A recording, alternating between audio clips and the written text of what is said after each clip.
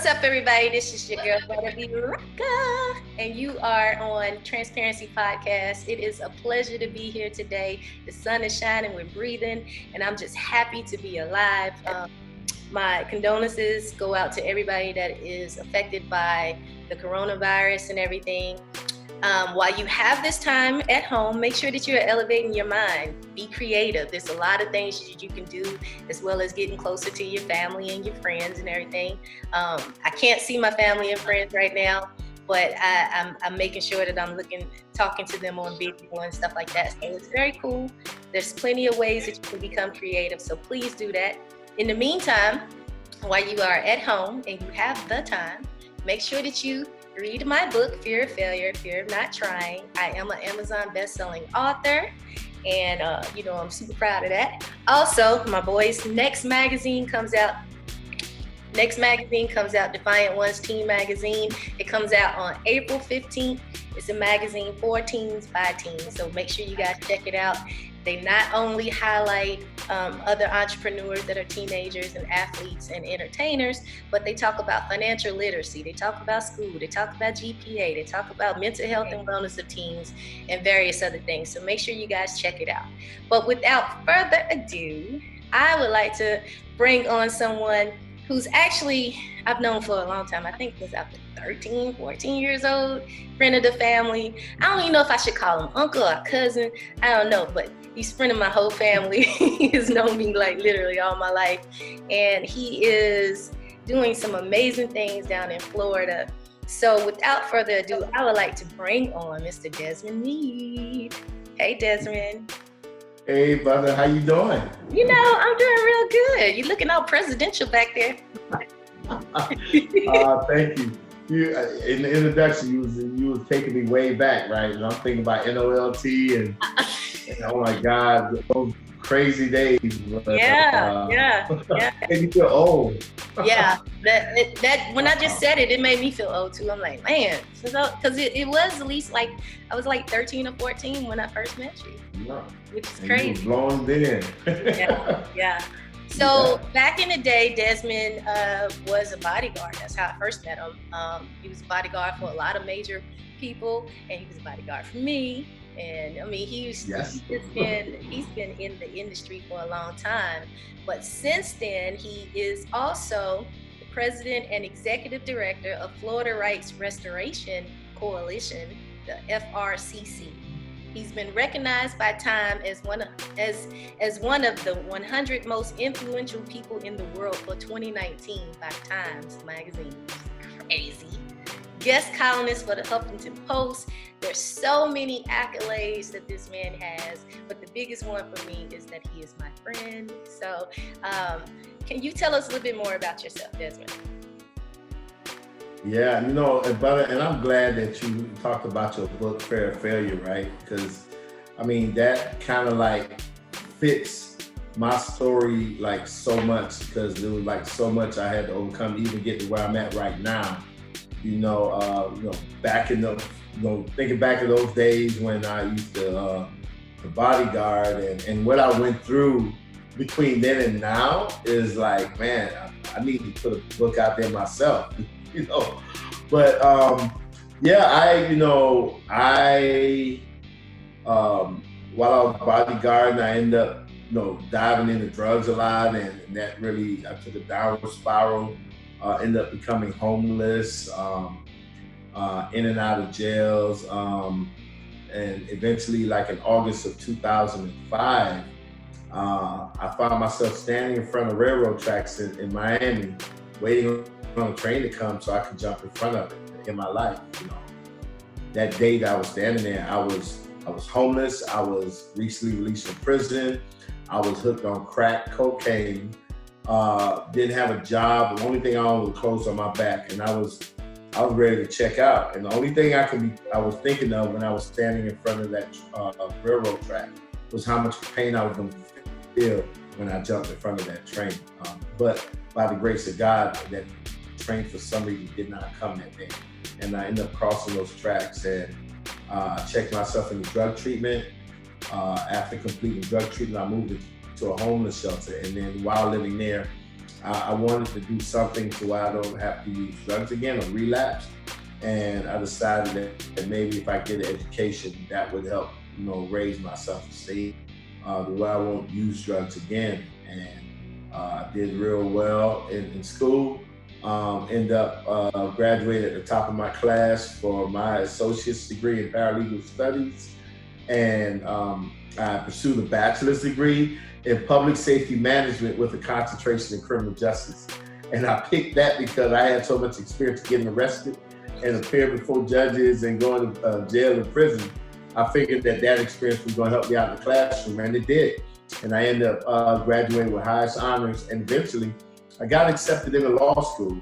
And in May of 2014, I graduated with a law degree from Florida International University College of Law.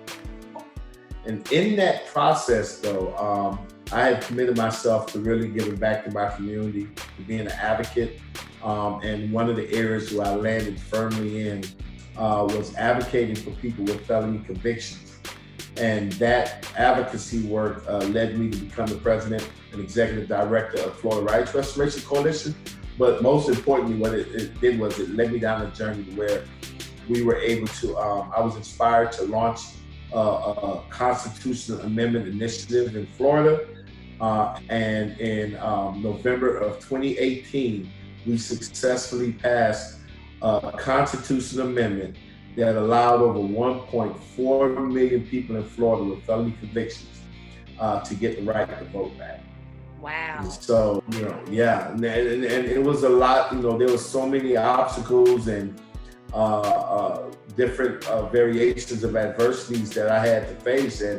And just like your book said, I had to make that decision. I had to choose whether to let those obstacles or what seemed to be impossible or what seemed to be insurmountable cause me to step back in fear, or do I overcome the feelings of uncertainty and anxiety and press forward knowing that I was headed in the right direction, or I was doing the right thing and doing the will of God. And so I learned early on how to overcome those fears and not let fear be a hindrance, but rather a motivation or a source of energy to actually dive into the work that I do. And so far, it's been very successful. You know what's so crazy? While you was just saying it, I remember when I came down there like a couple of years ago, and we was going to a barbecue spot and everything, and you was telling me you were, this is when you was getting all the votes to make it pass. And your phone kept ringing. I had never seen you in action before. And you had everybody kept coming over to you. Every place you went, everybody knew you. Everybody knew you, and you got so many votes, and that was the actual bill that you got passed. And that's like, wow. I mean, just to see it behind the scenes and all of the hard work that you guys were doing. I mean, everybody in your family was on board. Like I know. Like Listen, we had to collect over 1 million petitions. And I'm gonna tell you something, right? Ballot initiatives, particularly in Florida, which is the most difficult state to pass a ballot initiative, is extremely expensive. You need millions upon millions of dollars. And when we started, we didn't have nothing. And so that meant that I was left to run a whole statewide initiative out the trunk of my car and in the living room of my mother-in-law's house, right? Yeah. And so, everybody could stand for the kids. I mean, the kids was bucking, it was like, nah, we don't want to do that. But today, they appreciate that because they know that they were part of something that is historic. I mean, people today are saying that what we was able to accomplish in Florida was the biggest civil rights victory since the Voting Rights Act was passed. And that's huge. Yeah. We actually enfranchised the largest amount of people since women got the right to vote, right? And so for my kids to know that they were part of that, right now they really appreciate that. But back then, I tell you, it was pure hell. Because and it came at a cost too, because I couldn't be at all of the things that my kids were involved in, because Right. I'm driving around the state of Florida trying to get those petitions signed. We had to get a million of them. And then working with volunteers on grassroots level. But eventually we got it done, and we got enough petitions to get it on the ballot, and then we was able to get enough support with Florida voters to actually pass it. Let me ask you a question. Do you think that... And you can ask me, listen, buddy, you can ask me anything. This your show, you got to ask me anything you want. All right. Do you think that your past might have helped influence some of the people to sign up and to get on the ballot and everything, because you had a history, you knew what they felt, knew what they was going through? Oh yeah, I mean, and that's a great question, buddy, because let me just step back for a second, because a lot of times, and some of your viewers and listeners, I guarantee you have something in their past, right? Yeah. That they've done something that they may not have been proud of. Some might have even went to prison. Some of them might have been arrested. Some of them may have some bad reputation in some form or fashion, right? And and at some point in your life, you have to choose whether or not you're going to let your past be a hindrance or a stumbling block, or you're going to take those things, like Lauryn Hill used to say, take a negative and turn it into a positive, right? And it is so easy, believe it or not, it is not difficult at all. It is so easy to take the negative things in our lives, our past, right? The things that we may have been ashamed of or have discouraged us. It's so easy to take those very same things and turn those into a pedestal in which we can stand. See, because the very same things that used to cause me to walk around with my head down in shame were the very same things that enabled me to not only pass Amendment 4, but to end up becoming Time. I mean, listen, Time Magazine 100 most influential person in the world. I remember when I got notified of that, I turned to my wife. I was like, "They talking about the country?" And she said, "Nah, baby, they said the world." Yeah. And the only thing I could respond was that, man, there are more than 100 countries in the world, right? And I kind of got upset at the time because they put The Rock on the cover of that edition. And I was like, man, they should have put me on there, not because I wanted any self glorification, but I felt putting someone like me on that cover of Time Magazine would send a message to everyone that you don't have to be a movie star. Right. You don't have to be a rock star. You don't have, you know what I'm saying? You don't have to be a celebrity or an athlete to actually influence, the world, influence your community, right? And someone like me who had a past, that was what propelled me to that spot. And so, yeah, my past was very helpful. It brought a level of authenticity to the conversation, because we all have gone through something, and real recognizes real. And so if you've never gone through something and you try to talk to somebody that have, it might not be a strong connection there. But for someone who has walked a mile in someone's shoes and understand the struggles and the pains and the disappointments and the hurts, when you know that someone understands that and can empathize with you, there's a stronger connection there. I definitely agree. So I was looking at the different categories that they had, and they had you in the iconic category with Michelle Obama, Lady Gaga, Taylor Swift. I said, what? Yeah. I mean, like, I know I had Michelle on one side, and I had Lady Gaga. Man, listen, that was dream come true, man. I mean, Desmond, you on stage, you on stage with people that I've been trying to perform for. Like, I'm like, whoa, this is so mega, Yeah. So what do you? You're a columnist for Huffington Post. You do columns for Huffington Post sometimes, correct? It's been a while since I think the last one I wrote for Huffington Post was right after the Trayvon Martin incident, and that was really talking about the racism that the United States have to deal with and how it relates to especially people of color and the criminal justice system, right? And so I wrote a nice little piece on that got some good play on across the country. But since then, I haven't written anything. Been too Gotcha. busy working, man. I believe you because, like I said, I saw you firsthand. I've never seen you that busy. Your phone kept ringing. I'm surprised we even had a chance to really eat the doggone barbecue, but it was so good. I know, right? So good. So question for you. So, how long were you homeless, and what was that experience? Oh, I know that's a crazy question. Like, what was that experience? But really take us. Yeah. Well, let me tell you, that was, so I was homeless for about like 9 years. I did 9 years. Wow. And I remember when I first became homeless was in, I believe it was about 1995 or 96, I believe.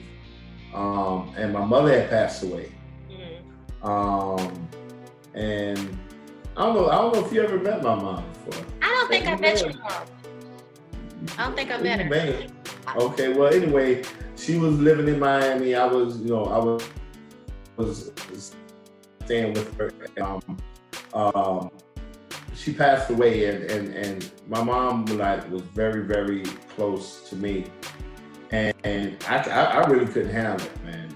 And I was already using drugs, but when she passed away, I really dove like head first into the drugs and stuff. And within 6 months after she passed away, I lost the house and I became homeless.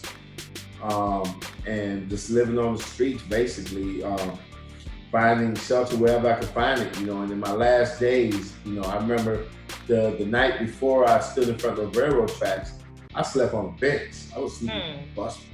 Wow. And I remember, when I was standing in front of those tracks, one of the thoughts that came to me was that I know that my mom didn't raise me to be in that position that I was in.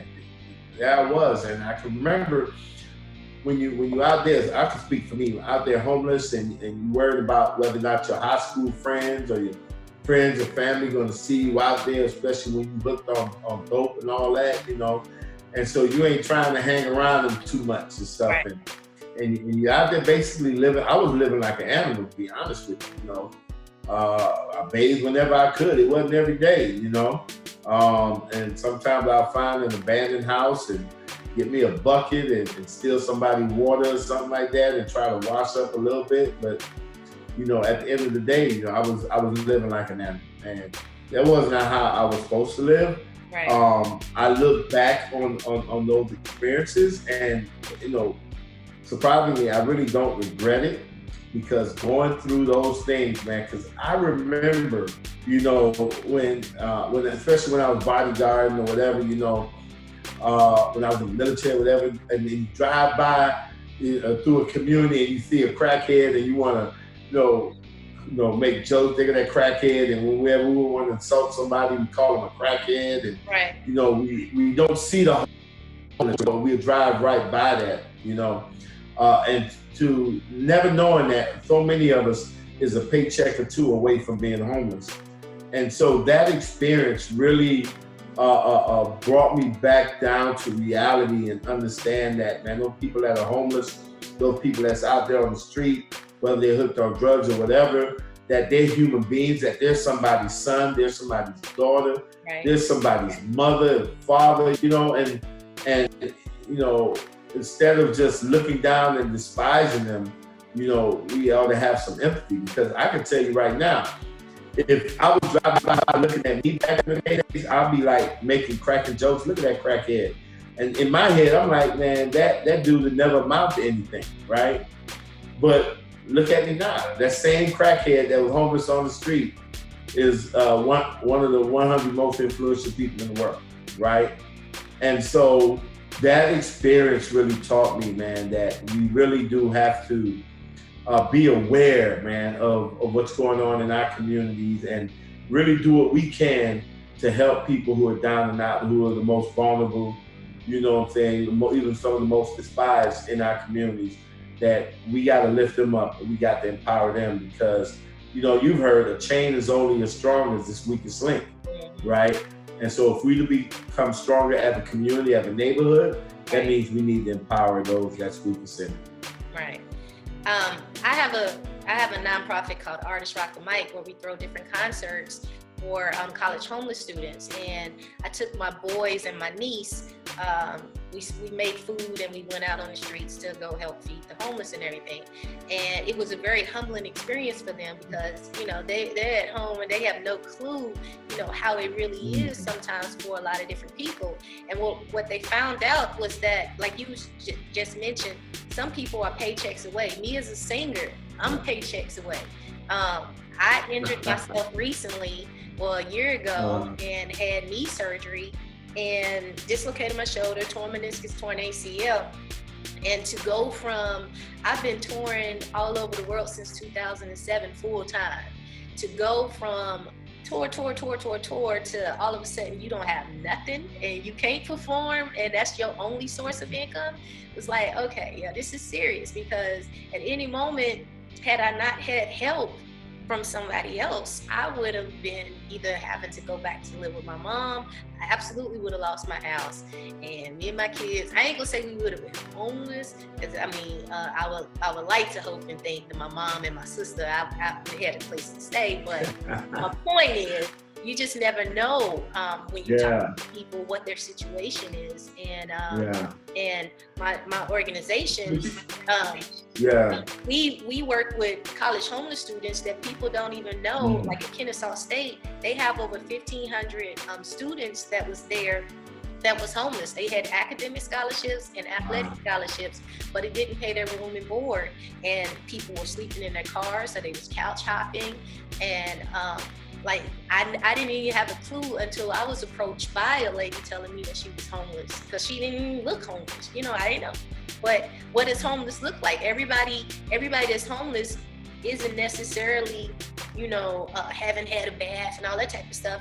There's so many different levels to homelessness. You know what I mean? So I appreciate it. You would have been classified as homeless even if you went back to your mom's house. Absolutely. Because you didn't have your own place that you're paying rent, and so you know, it's just through the graciousness of your mom or even a friend, you know, another family member that may extend a couch or even a room to you. You know, but other than that, I mean, at the end of the day, you're technically homeless. But I watch you power through that injury, man. And I can tell you, I'm really proud of how you just, and you were chronicalizing that, you know, on Facebook, you know. I appreciate and it took a lot of courage, man, to really just fight through all of that pain and discomfort and just knowing that you kept your eyes on the prize. And so I'm proud of what you've done. Thank you. Know, that you're back in the saddle now, right? Yeah, I'm back in the saddle, and then the coronavirus hits. So it's like, I literally, April 4th, which is a couple days ago, marked the full year. So I don't get released until after a whole year. And I haven't been able to see my doctor yet because the office has been closed. So I'm not completely released yet to be able to go tour yet. I can't do any type of dancing, no pivoting, stuff like that. Until I get the final say. But yeah, it was real tough for me as well, because like, honestly, I went from that's my only source of income to now that you don't have that, I really had to figure out some more hustles. So the book came out. I've always wanted to write a book. Who knew that my book was going to go bestseller in 7 hours? I couldn't have made that up. 7 hours? Yeah. Wow. Yeah. All right. Yeah, I mean, it shocked me too. So, and I mean, just so many things. But what it taught me was that I'm more than just music, and I had to dive in and figure out who Butta was. And so, you know, I'm doing so many other things because I have so much more inside of me. But it wasn't until I had that pressure and was kind of like down to nothing that you had to rise above that and figure out, okay, what's up? Let me figure this out. So I can definitely relate. You know, that's it. Yeah. But that's that thing about fighting through your fear, right? Right. You know what I'm saying? Because you could either succumb to your adversity or you fight through that fear and go through it. And guess what? You discover an even better you when you go through that adversity. Yeah. And so I think that's what you've experienced, you know? Yeah. So we both What's doing some things right now, which is cool. So it's Yeah. really cool that when you did get to your lowest point, you checked yourself in to get some help, and then you did like me, because when I was going through my divorce, which was at my lowest point, I was going through my divorce and I went back to school. And I became the first Black president of the Golden Key International Society, and you went back to school and became a lawyer and top of your class, right? Wow. And it's great. Okay. What's that? Golden Key is like what, Phi Theta Kappa, something like that. All I know is that they take the top 5% of students from all over the world. They got a couple. I got that too. Yeah. I know you smart. I've been surprising myself. I mean, I know I'm smart, but I don't even know how I became the doggone president. And then to find out that I was the first Black president was like, okay, that's even more. Wow. Yeah, it was cool because I taught my kids. I was traveling a lot overseas, and so I had to do my classes on the computer and stuff. And to show them that even when I'm overseas, time difference, time zones, all this crazy stuff, I'm still able to maintain my grades. So now they can't come with no excuses ever, because if I can do it, you absolutely can do it. Yeah. And that was one of the key things that I was trying to do, even as far as my injury and everything. It was like, okay, yeah, guys, I fell, and this is, of course, this is a hard blow, but let me show y'all that if I can get up, and every step I took, I wasn't just taking it for myself, I was taking it for other people, because my knee is messed up and your knee is messed up, and I'm showing you that I can do it, and that means you can do it. So that was like my attitude with everything.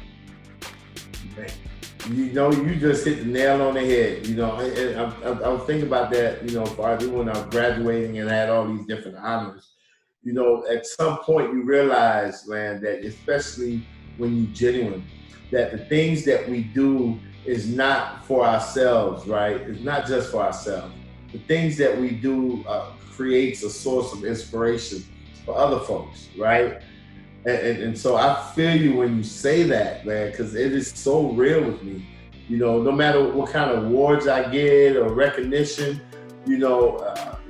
I maintain my humility, right? And I maintain it by understanding that those awards is less for me and more for other people, so that they know that, man, if Desmond can do it, I can do it, right?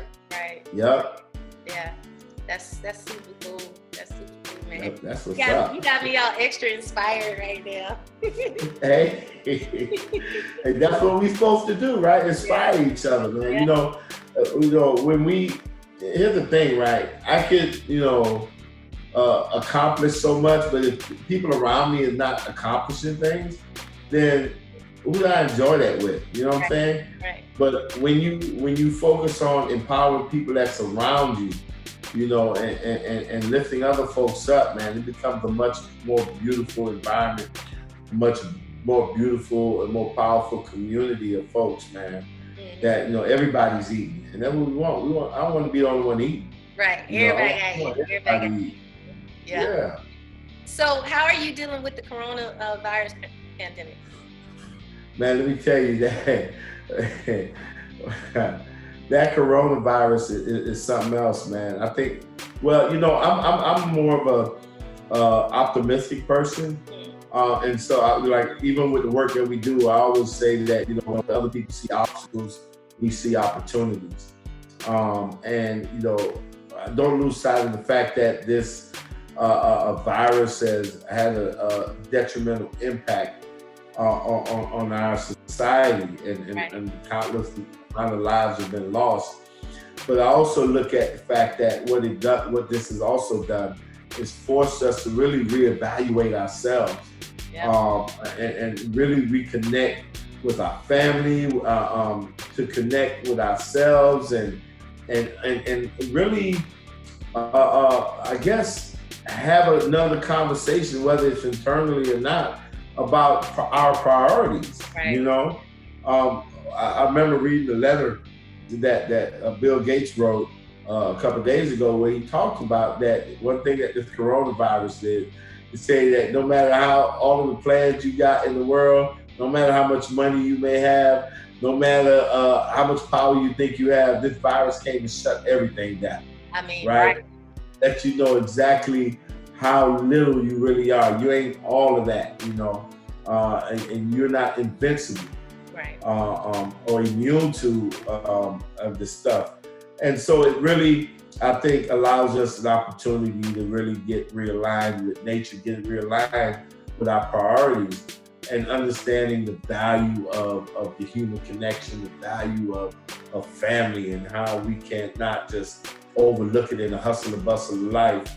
That we do need to make sure that we take some time to spend with our family, because we don't know when we're going to be gone. Right.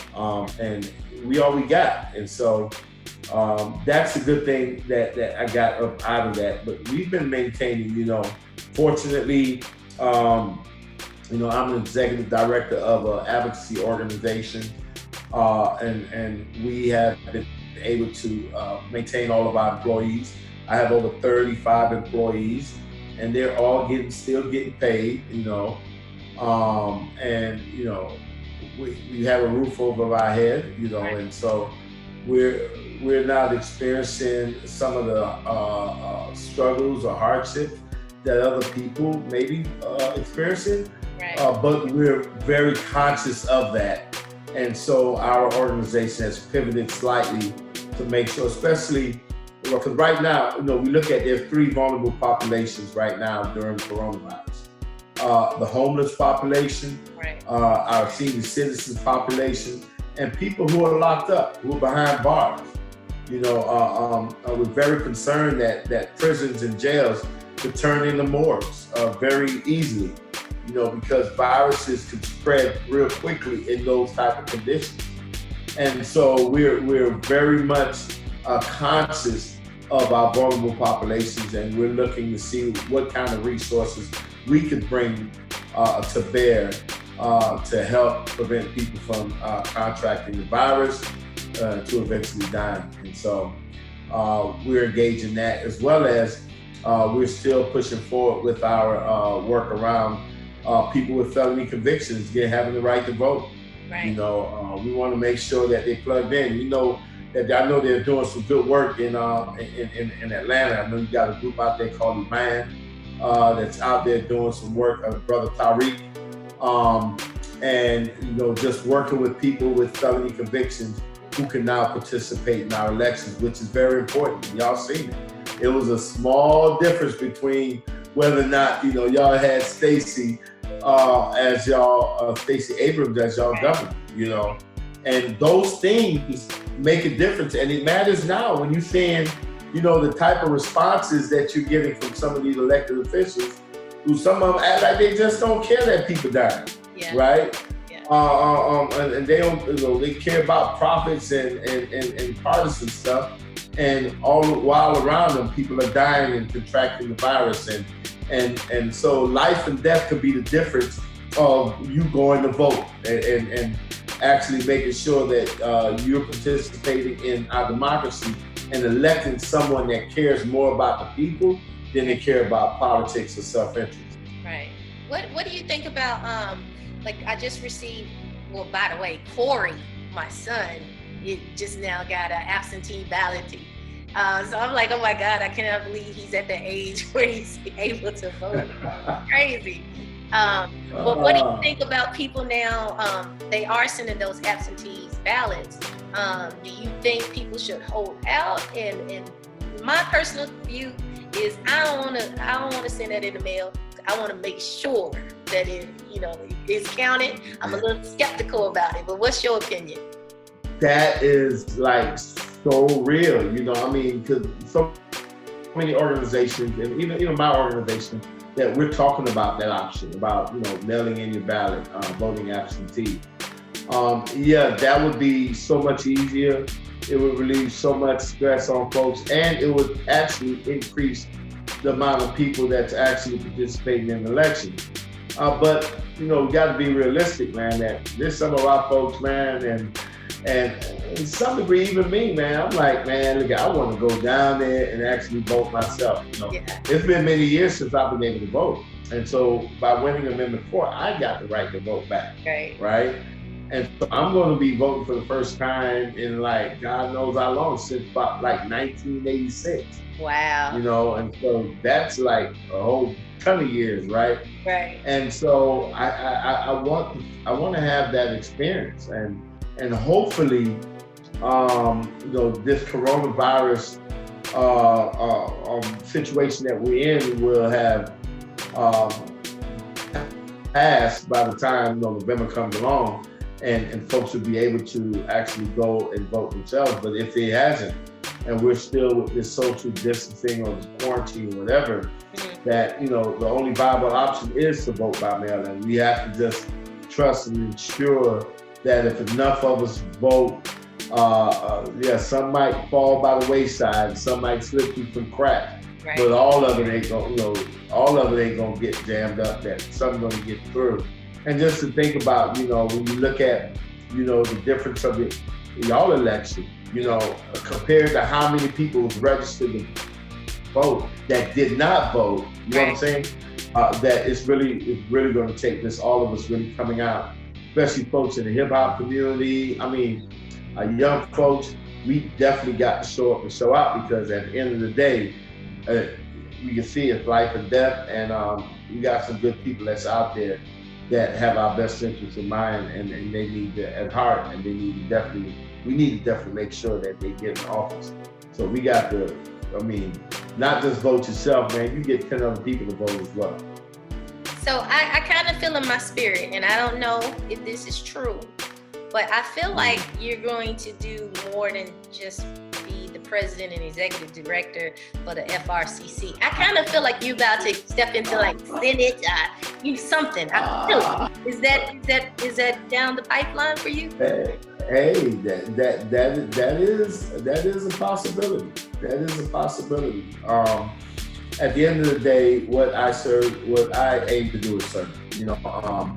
I made that commitment back in 2006 that my life is going to be dedicated to doing everything I can to make the world a better place for folks.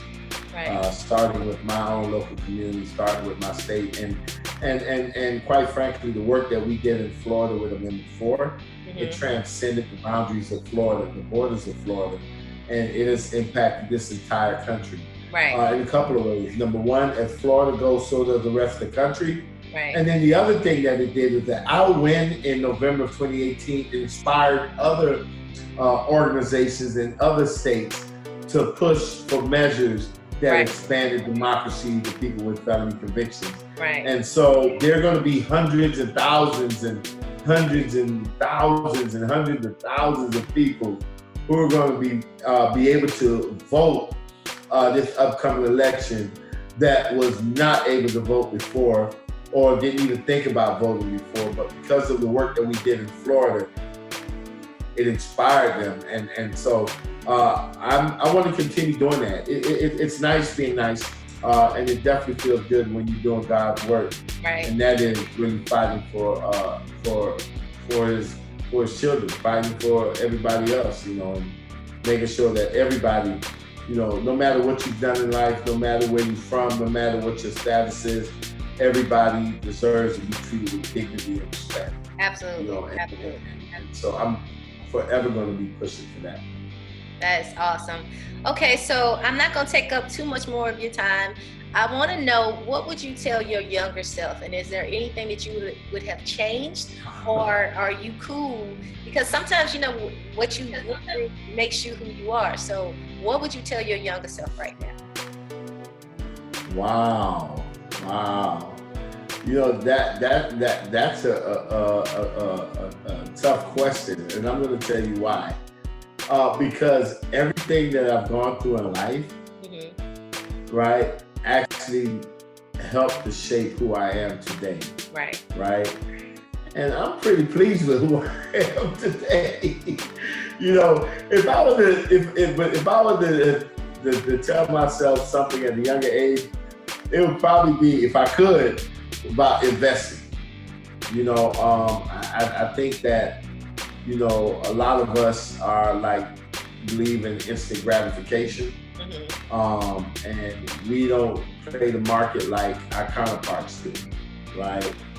And so I think that's one of the things that I would probably tell my younger self. And then, you know, I mean, you would think that I would say, okay, don't use drugs and all that, but shoot, everybody was saying that anyhow, and I still use drugs. But it's, my experience with drugs is who shaped who I am today, and I understand that, and it's not me being conceited or anything, but just really understanding that because I could have been dead, I could have been in jail. Right. And so how I look at it is that God had chose me to take me through some things in order to prepare me to be of greater service to Him.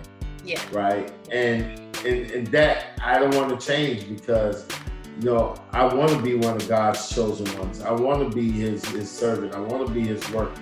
You know what I'm saying? I want to be able to do His work. And that means that I need to be willing to go through the things that I've gone through. Maybe, I would have been loving on my mother. I love the heck out of my mom, and I fight for my mom. And so maybe I would have told myself to do even more, for my mom. But other than that,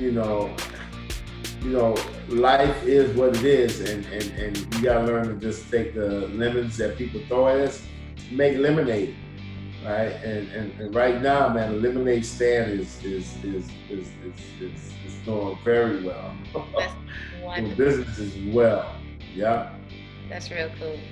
Well, we're going to sign off here, but thank you so much for being on Transparency Podcast. I appreciate you being so transparent because your story is going to help someone else, along the way that has given up or doesn't know what they're going to do and everything. And what I'm hoping by this podcast is they see these different stories that I'm sharing from my friends and family and everything, that it will encourage them to keep going and inspire them in some type of way. So thank you so much for being on Transparency Podcast.